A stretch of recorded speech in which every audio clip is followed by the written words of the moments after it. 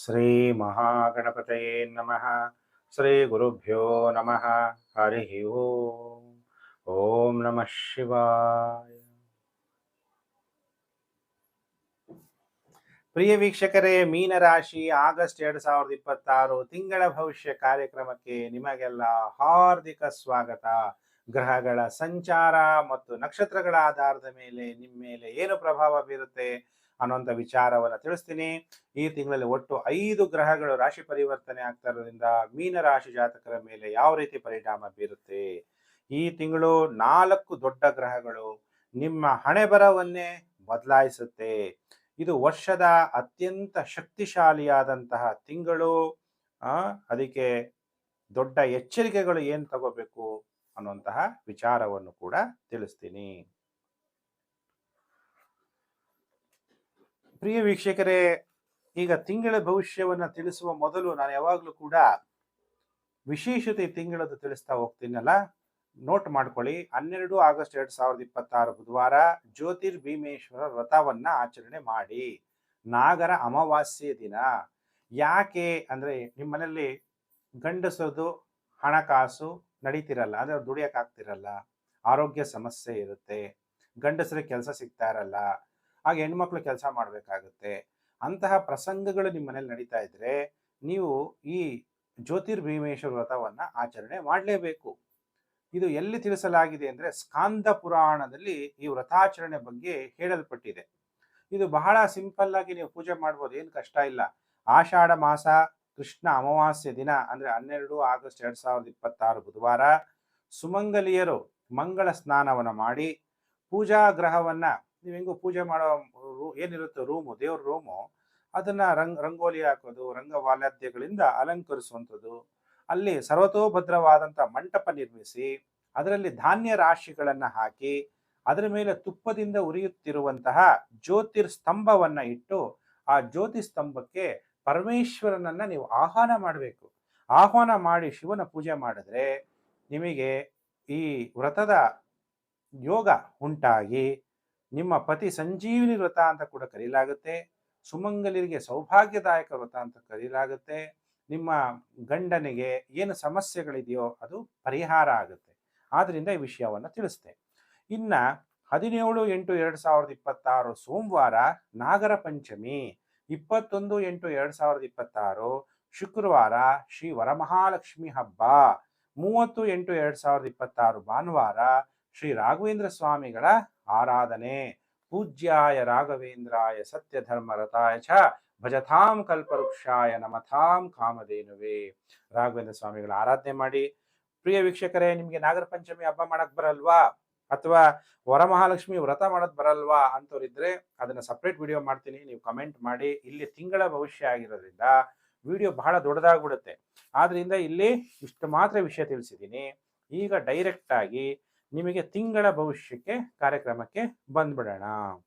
ಈಗ 1ನೇ ತಾರೀಕು ಆಗಸ್ಟ್ 2026 ಶುಕ್ರ ನಿಮಗೆ 3ನೇ ಮನೆ ಅಧಿಪತಿ ಮತ್ತು ಅಷ್ಟಮಾಧಿಪತಿಯಾಗಿ 7ನೇ ಮನೆ ಸಂಚಾರ ಆಗ್ತಾನೆ. ಶುಕ್ರ ಬಲವನ್ನ ಕಳ್ಕಂತಾನೆ. ಸಿಂಹ ರಾಶಿಯಿಂದ ಕನ್ಯಾ ರಾಶಿಗೆ ಸಂಚಾರ ಆಗ್ತಾನೆ. ಹಾಗಾದ್ರೆ ಶುಕ್ರನ ಪ್ರಭಾವ ಮೀನ ರಾಶಿಯವರಿಗೆ ಏನಾಗುತ್ತೆ ಅಂದಾಗ ತೀವ್ರವಾದ ಪ್ರಣಯ ಬಳಕೆ, ಪ್ರೀತಿ ಬೇಕು, ಬೇಗ ವಿವಾಹ ಆಗ್ಬೇಕು, ಆಸೆಗಳು ಉತ್ಪತ್ತಿ ಆಗುತ್ತೆ, ರಸ. ಮತ್ತೆ ನೀವು ವಿವಾಹ ಆಗ್ಬಿಟ್ಟಿದ್ರೆ, ನೀವು ಪುರುಷರಾಗಿದ್ರೆ ಸ್ತ್ರೀ ನಿಮ್ಮ ಪತ್ನಿಯ ಮೇಲೆ ಅತಿಯಾಗಿ ಯೋಚಿಸುವಂಥದ್ದು, ನೆಗೆಟಿವ್ ಯೋಚನೆ ಮಾಡುವಂಥದ್ದು. ನೀವು ಸ್ತ್ರೀ ಜಾತಕರಾಗಿದ್ರೆ ಗಂಡನ ಮೇಲೆ, ಪತಿ ಮೇಲೆ ನೆಗೆಟಿವ್ ಯೋಚನೆ ಮಾಡುವಂಥದ್ದು, ಅತಿಯಾಗಿ ಯೋಚನೆ ಮಾಡೋದನ್ನ ಈ ತಿಂಗಳು ನೀವು ಕಡಿಮೆ ಮಾಡಬೇಕು.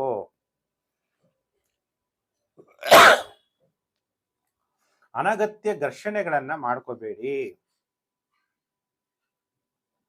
ನಿಮ್ಮ ಸಂಗಾತಿಯ ಜೊತೆಗಿರ್ಬೋದು ಅಥವಾ ನೀವು ಪುರುಷರೇ ಆಗಿರ್ಲಿ, ಸ್ತ್ರೀ ಆಗಿರ್ಲಿ, ಹತ್ತಿರ ವಲಯದಲ್ಲಿರುವ ಮಹಿಳೆಯರೊಂದಿಗೆ ಸಣ್ಣ ಪುಟ್ಟ ಅಹಂಕಾರದ ಘರ್ಷಣೆಗಳು, ನಾನೆಚ್ಚು, ನಾನು ಹೇಳೋದೇ ಸರಿ, ಅಕ್ಕಪಕ್ಕದವ್ರು ಇರ್ತಾರೆ ಹೆಂಗಸರುಗಳು, ಅವ್ರ ಜೊತೆಗೆ ವಾದ ವಿವಾದಗಳು ಮಾಡ್ಕೋಬೇಡಿ. ಪಾಲುದಾರಿಕೆ ವ್ಯವಹಾರದಲ್ಲಿ ತಾತ್ಕಾಲಿಕವಾಗಿ ನಿಧಾನವಾಗಿ ವೃತ್ತಿ ವ್ಯವಹಾರಗಳು ನಡೆಯುತ್ತೆ. ಕೆಲಸದ ಸ್ಥಳಗಳು ನಿಮ್ಗೆಲ್ಲ ಗೊತ್ತಲ್ಲ, ನೀವೆಲ್ಲಿ ಕೆಲಸ ಮಾಡ್ತಾ ಇರ್ತೀರೋ ಅಲ್ಲಿ ಸಹೋದ್ಯೋಗಿಗಳು ಬೆಂಬಲ ಕೊಡಲ್ಲ ಅನ್ಸುತ್ತೆ. ಆಮೇಲೆ ರಾಜಕೀಯ ಮಾಡ್ತಾರೆ, ಅಥವಾ ಇನ್ನೊಬ್ಬರನ್ನ ತುಳಿದು ಅವ್ರ ಮೇಲೆ ಬರಬೇಕು ಅಂತ ಪ್ರಯತ್ನ ಮಾಡ್ತಾರೆ. ಅದೆಲ್ಲ ಸರಿ ಇಲ್ಲ. ಆ ಥರ ಪರಿಸ್ಥಿತಿಗಳು ಉಂಟಾಗ್ಬೋದು. ಅಥವಾ ನೀವು ಪಾಲುದಾರಿಕೆ ವ್ಯವಹಾರ ಮಾಡ್ತಾ ಇದ್ರೆ ಅವರ ಬೆಂಬಲ ಇಲ್ಲ, ಹೆಂಡತಿ ಸರಿ ಇಲ್ಲ ಅನ್ಕೊಳ್ಳೋದು, ಗಂಡ. ನೀವು ಸ್ತ್ರೀ ಜಾತಕರಾಗಿದ್ರೆ ಗಂಡ ಸರಿ ಇಲ್ಲ ಅನ್ಕೊಳ್ಳುವಂಥದ್ದು. ಅದಕ್ಕೆ ಯಾರು ಯಾರು ಸರಿ ಇದ್ದಾರೆ ಸರಿ ಇಲ್ಲ ಇವೆಲ್ಲ ಯೋಚನೆ ಮಾಡಬಾರ್ದು, ಅತಿಯಾಗಿ ಯೋಚನೆ ಮಾಡಬಾರ್ದು. ಯಾವುದಾದ್ರೂ ಒಂದು ಕಾಂಟ್ರಾಕ್ಟ್ ಮಾಡ್ತೀರಾ, ಸಹಿ ಹಾಕಬೇಕು. ಯಾವುದೇ ಕಾನೂನಾಗಿರ್ಬೋದು, ಕಾನೂನು ಪ್ರಕಾರ ಯಾವುದೇ ಒಂದು ಪೇಪರ್ ಇರ್ಬೋದು, ವೃತ್ತಿಪರ ಯಾವುದಾದ್ರೂ ಇರ್ಬೋದು, ಸೂಕ್ಷ್ಮ ಮುದ್ರಣಗಳಿರುತ್ತೆ. ಅದನ್ನ 2 ಸಲ ಅಲ್ಲ 3 ಸಲ ಓದಿ ಪರಿಶೀಲನೆ ಮಾಡಿ ಟೈಮ್ ತಗೊಂಡು ನೀವು ಸೈನ್ ಹಾಕ್ಬೇಕು. ಭಾವನಾತ್ಮಕವಾಗಿ ಒತ್ತಡಕ್ಕೆ ಒಳಗಾಗಬಾರದು. ಇದರ ನೆಗೆಟಿವ್ ಎಫೆಕ್ಟ್ ಇವೆಲ್ಲ ಕಮ್ಮಿ ಆಗ್ಬೇಕು ಅಂದ್ರೆ ಓಂ ಶುಕ್ರಾಯ ನಮಃ ಅಂತೇಳಿ ಸಾಯಂಕಾಲ ಸಮಯದಲ್ಲಿ, ಗೋಧೂಳಿ ಸಮಯದಲ್ಲಿ, ಇಲ್ಲಿ ಕೆಲಸ ಮಾಡ್ತಾ ಇರ್ತೀವಿ ಟೈಮ್ ಇಲ್ಲ ಅನ್ನೋಂಥವ್ರು ಬೆಳಿಗ್ಗೆನೂ ಮಾಡ್ಬೋದು. 108 ಸಲ ಈ ಮಂತ್ರವನ್ನ ಜಪ ಮಾಡಬೇಕು. ಸಾಯಂಕಾಲ ಜಪ ಮಾಡಿದ್ರೆ ಬಹಳ ಒಳ್ಳೆಯದು. ಶುಕ್ರ ಶಾಂತಿ ಆಗ್ತಾನೆ. ಇನ್ನು ಪ್ರಿಯ ವೀಕ್ಷಕರೇ, ಮಂಗಳ ಗ್ರಹ ನಿಮಗೆ ದ್ವಿತೀಯಾಧಿಪತಿ, ಭಾಗ್ಯಾಧಿಪತಿ, ಚತುರ್ಥ ಭಾವದಲ್ಲಿ ಸಂಚಾರ ಆಗ್ತಾನೆ. ಎಷ್ಟನೇ ತಾರೀಕು? 2ನೇ ತಾರೀಕೆ 2 ಆಗಸ್ಟ್ 2026 ವೃಷಭ ರಾಶಿಯಿಂದ ಮಂಗಳ ನಿಮಗೆ ಮಿಥುನ ರಾಶಿಗೆ ಸಂಚಾರ.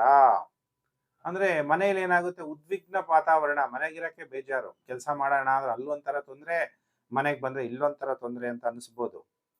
ಕುಟುಂಬದ ಸದಸ್ಯರ ಜೊತೆ ಕಿರಿಕಿರಿ ಮಾಡ್ಕೋಬೇಡಿ, ಅವಾಗ ಮನೇಲಿ ನೆಮ್ಮದಿ ಇರಲ್ಲ.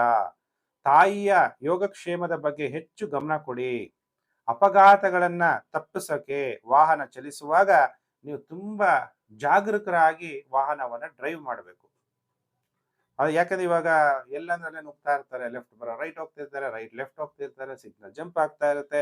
ನೀವು ಎಷ್ಟು ಹುಷಾರಾಗಿರ್ತೀರೋ ಅಷ್ಟು ಒಳ್ಳೇದು.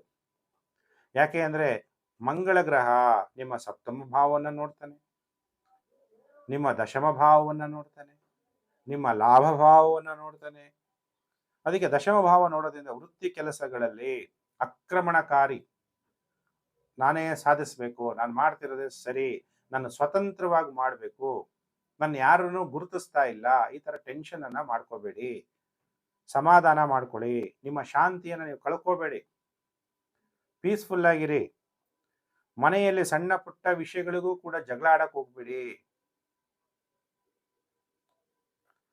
ಬುಧ 5ನೇ ಮನೆಗೆ ಸಂಚಾರ ಆಗ್ತಾನೆ. 5ನೇ ತಾರೀಕು ಆಗಸ್ಟ್ 2026 ಬುಧ ಸಪ್ತಮಾಧಿಪತಿ ಮತ್ತು ಚತುರ್ಥಾಧಿಪತಿ. ಏನು ಒಳ್ಳೇದಾಗತ್ತೆ ಅಂದ್ರೆ ಹೊಸ ಪ್ರಣಯ ಆಸಕ್ತಿ, ಬೇರೆ ಹೊಸರು ಹೆಂಗಾಗಿರುವಂಥವ್ರು ಹೊಸಬ್ರು ಪ್ರೀತಿಸ್ಬೋದು, ಅವ್ರ ಮೇಲೆ ನಿಮಗೆ ಪ್ರೀತಿ ಹೆಚ್ಚಾಗುವಂಥದ್ದು. ಅಥವಾ ಯಾರಾದರೂ ಪುರುಷರಾಗಿದ್ರೆ ಸ್ತ್ರೀ ಸಿಕ್ಕಾಗ, ಸ್ತ್ರೀ ಜಾತಕರಿಗೆ ಪುರುಷ ಸಿಕ್ಕಾಗ ಹಾಸ್ಯಮಯ ಸಂಭಾಷಣೆಗಳು, ಹೊಸ ಸ್ನೇಹ ಹೆಂಗ್ ಸಿಗುತ್ತೆ ಅಂದ್ರೆ ಆನ್ಲೈನ್ ಮೂಲಕ, ಇನ್ಸ್ಟಾಗ್ರಾಮ್, ಫೇಸ್ಬುಕ್, ವಾಟ್ಸಪ್ ಇದ್ರ ಮುಖಾಂತರ ಏನ್ ಮಾಡ್ತೀರಾ, ಫ್ರೆಂಡ್ಶಿಪ್ ಮಾಡ್ಕೊಂತೀರಾ. ಆನ್ಲೈನ್ ಮೂಲಕ ಫಸ್ಟ್ ಪ್ರಾರಂಭ ಮಾಡ್ತೀರಾ, ಹಾಯ್ ಅನ್ನೋದು, ಅವರು ಅಲ್ಲಿಂದ ಏನೋ ರಿಪ್ಲೈ ಮಾಡ್ತಾರ ಅಂತ ಕಾಯೋದು, ಗುಡ್ ಮಾರ್ನಿಂಗ್ ಮೆಸೇಜ್ ಕಳಿಸೋದು. ಈ ತರ ಒಂದಕ್ಕೊಂದು ಒಬ್ರಿಗೊಬ್ರು ಸ್ಟಾರ್ಟ್ ಮಾಡ್ಕೊಂಡು ಅವರು ರೆಸ್ಪಾನ್ಸ್ ಮಾಡ್ತಾ ಅಲ್ಲಿಂದ ನಿಮ್ಮ ಪ್ರೀತಿ ಅನ್ನೋದು ಬೆಳೆಯುವಂತ ಸಾಧ್ಯತೆಗಳು ಈ ತಿಂಗಳು ಕಂಡು ಬರ್ತಾ ಇದೆ. ಸ್ಮಾರ್ಟ್ ಫೈನಾನ್ಷಿಯಲ್ ಡಿಸಿಷನ್ಸ್ ನ ಈ ತಿಂಗಳು ನೀವು ತಗೊಂತೀರಾ. ಅಜಾಗರೂಕ ಜೂಜಾಟ, ಏನೋ ಜ್ಞಾನ ಇಲ್ಲದೆ ಸುಮ್ಮನೆ ಹೋಗೋದು, ದುಡ್ಡು ಹಾಕ್ಬಿಡೋದು ಅಲ್ಲ. ಅವಾಗ ಏನಾಗುತ್ತೆ, ಲಾಟ್ರಿಗೆ ದುಡ್ಡು ಹಾಕ್ಬಿಡೋದು, ಜೂಜಾಟ, ರೇಸು, ಮ್ಯಾಚ್ ಫಿಕ್ಸಿಂಗು, ಅವಾಗ ಹಣ ಕಳ್ಕೊಂಡ್ಬಿಡ್ತೀರಾ. ಸ್ಮಾರ್ಟ್ ಫೈನಾನ್ಷಿಯಲ್ ಡಿಸಿಷನ್ ನ ನೀವು ಈ ತಿಂಗಳು ತಗೋಬೇಕು. ಬಹಳ ಹುಷಾರಾಗಿರ್ಬೇಕು. ಅಪಾಯದ ಶೇರುಗಳು ಎಲ್ಲ ಪೆನ್ನಿ ಸ್ಟಾಕ್ಸ್ಗಳು ತಗೊಂಡ್ಬಿಡೋದು, ಅದೆಲ್ಲ ಬಿದ್ರೆ ಏನು ಸಾವಿರಾರು ಬರುತ್ತೆ. ನಾನು 1000 ರೂಪಾಯಿ ಹಾಕಿದ್ರೆ ಎಷ್ಟೋ 1000 ಶೇರ್ ಬಂದ್ಬಿಡುತ್ತೆ, ಲಕ್ಷ ಹಾಕ್ಬಿಟ್ರೆ ಎಷ್ಟೋ 1000 ಶೇರ್ಗಳು ಬರುತ್ತೆ ಅಂತೇಳಿ ಅಲ್ಲೆಲ್ಲ ಹಣ ಕಳ್ಕೊಬೇಡಿ. ಬಹಳ ಎಚ್ಚರ. 17ನೇ ತಾರೀಕು ಆಗಸ್ಟ್ 2026 ಸೂರ್ಯ ತನ್ನ ಸ್ವಕ್ಷೇತ್ರ ಕರ್ಕಾಟಕ ರಾಶಿಯಿಂದ ಸಿಂಹ ರಾಶಿಗೆ ಸಂಚಾರ. ನಿಮ್ಮ ಜನ್ಮ ರಾಶಿಗೆ 6ನೇ ಮನೆ ಅಧಿಪತಿ 6ನೇ ಮನೆ ಸಂಚಾರ ಆಗೋದ್ರಿಂದ ನಿಮಗೆ ಒಳ್ಳೆ ಯೋಗ ಉಂಟಾಗುತ್ತೆ. ಏನು, ನಿಮ್ಗೇನೋ ಆರೋಗ್ಯ ಸಮಸ್ಯೆ ಇದೆಯಾ, ಬಲವಾದ ರೋಗ ನಿರೋಧಕ ಶಕ್ತಿ, ಯಾವುದೇ ಕಾಯಿಲೆ ಬಂದರೂ ಫೇಸ್ ಮಾಡ್ಬೇಕಲ್ಲ, ನಮ್ ಶಕ್ತಿ ಇರಬೇಕು, ಅದು ಬರುತ್ತೆ. ಸಹಿಷ್ಣುತೆ, ಸಹಿಸ್ಕೊಂಡು ಹೋಗೋದು. ದೀರ್ಘಕಾಲದ ಯಾವುದಾದ್ರೂ ಕಾಯಿಲೆಗಳಿಂದ ನೀವೇನಾದ್ರೂ ಬಳಲ್ತಾ ಇದ್ರೆ ಒಳ್ಳೆ ಡಾಕ್ಟರ್ಗಳು ಸಿಕ್ಕಿರಲ್ಲ. ಈಗ ಸೂರ್ಯ 6ನೇ ಮನೆಗೆ ಸಂಚಾರ ಆಗ್ಬೇಕಾದ್ರೆ ನಿಮ್ಗೆಲ್ಲ ಒಳ್ಳೆ ಡಾಕ್ಟರ್ ಸಿಗ್ತಾರ್ರಿ. ಸರಿಯಾದ ವೈದ್ಯರು, ಒಳ್ಳೆ ಮಾರ್ಗದರ್ಶನವನ್ನು ಕೊಡುವಂತಹ, ಚಿಕಿತ್ಸೆ ಕೊಡುವಂತಹ ಒಳ್ಳೆ ಡಾಕ್ಟರ್ ಸಿಗುವಂಥದ್ದು, ಅದರಿಂದ ನಿಮಗೆ ಕಾಯಿಲೆಗಳು ವಾಸಿಯಾಗುವಂಥದ್ದು, ಶತ್ರುಗಳ ಮೇಲೆ ವಿಜಯ ಪ್ರಾಪ್ತಿಯಾಗುವಂಥದ್ದು.